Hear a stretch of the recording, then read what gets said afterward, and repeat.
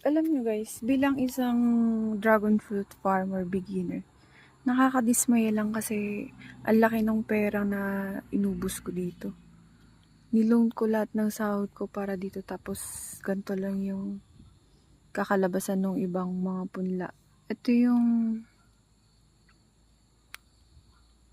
ano bang tawag? Ito yung, diba ito yung similya tapos ito na yung bago niyang tangkay.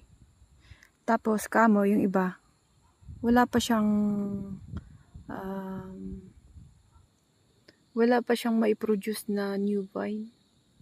Gaya niyan. Oh. Yan.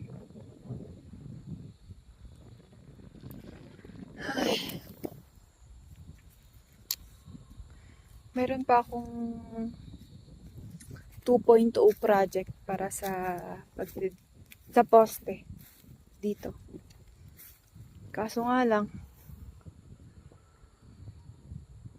nakakadismaya talaga siya. Hindi ko alam kung siguro, sabihin na natin, oo, napabayaan ko siya. Kasi nga may trabaho din ako. Hindi ko siya na araw-araw na nakikita.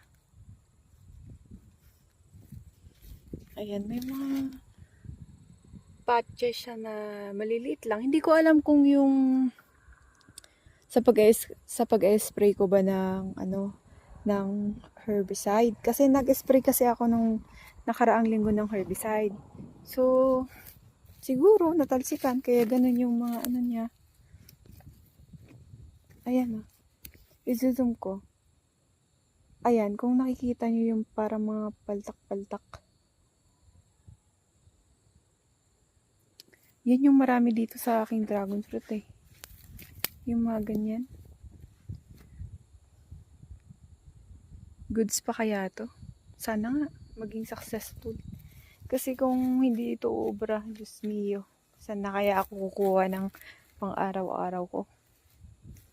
Napakalaking puhunan. Kaya hindi po pwedeng hindi ito mag-click.